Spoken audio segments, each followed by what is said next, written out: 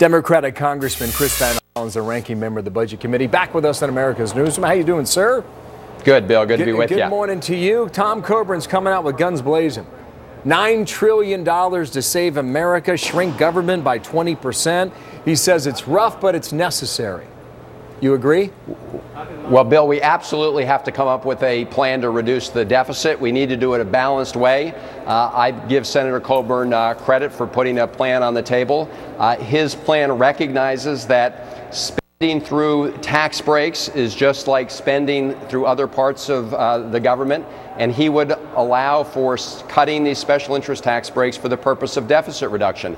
I've not had an opportunity to look at his entire plan. Obviously, it calls for very draconian cuts in things like Medicare, from the little that I know.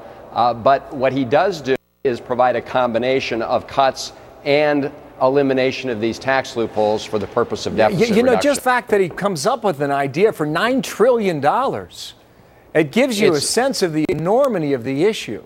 Now, Democrats control the Senate. I know you're in the House. Democrats control the Senate. You've got a Democratic president. Can you afford to allow this debt issue to linger into another election cycle as a party? Well, a couple things, Bill. The first thing is we all need to come together to make sure the United States pays its bills for obligations we've already incurred, that Democrats and Republicans alike have already voted for, because failure to do that will send the economy into a tailspin. That's not just me. That's not Secretary Geithner. That's nonpartisan economists. Two, yes, we need a robust deficit reduction plan, and the president put on the table a proposal to cut $4 trillion over about 10 years. It was a balanced approach, $3 in cuts to $1 in revenue, and Senator Coburn has demonstrated you can come up with at least $1 trillion in revenue by closing a lot of these special interest tax loopholes. But so far, that White House idea hasn't gone anywhere. Now, there is an idea today in the House that's going to move forward on behalf of Republicans that calls for a balanced budget amendment, among many other things, I should say. Viewers write this, and roll it now, BYA, because you laugh, all right? This is out of the University of Missouri. This is a student who writes, will all the bickering over the debt debate limit happen again next time we have to raise it anyway? Now, that's the argument for a balanced budget amendment. You know, short of that, we're back in the same hole a year from now, or 2 years from now, or 5 years from now. Why don't you support that? I encourage everybody to read this bill. This is not your garden variety balanced budget amendment. This would write into the Constitution of the United States rules to impose the Republican budget plan. Two devices it uses. It says if you want to cut Medicare, Social Security, simple majority vote in the Congress. If you want to close a special interest tax loophole or subsidies for the oil and gas industry for the purpose of deficit reduction, you need a 2/3 vote.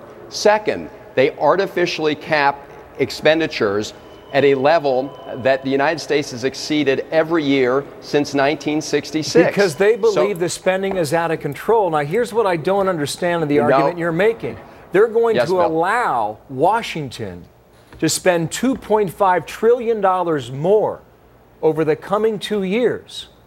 Now, how in the world does that equate to cuts that you describe for Medicare and Medicaid and Social Security? That they're actually giving you $2.5 trillion more to spend. Bill, because what we're talking about is paying for past obligations that are already in the pipeline. Number two, I agree we need to balance the budget. There are different ways to do it. What they would do is write into the Constitution procedures that tie the hands of Congress and say you have to reduce the budget deficit their way. They say it's easier to cut Medicare than to cut tax loopholes. They would write that into the Constitution, and they would put this artificial cap in place, which would actually prohibit the Congress from working its will if it wanted to balance the budget at 19% or 20%. And there are others who are arguing, we look at this Fox polling here, well over 70% of the people we polled say they favor a balanced budget amendment, just like you have in many states and every household. Actually, that fact has been miscited. Only about 12 states write into their Constitution. Only about 12 states write into the Constitution the limitation on tax revenue. That shows 70% of support for a balanced budget amendment. We're going to watch the vote today. I appreciate you coming back. We'll continue this discussion. That's a normal balanced budget amendment, not a warped one like this. We will see you in a couple days to continue our discussion, okay?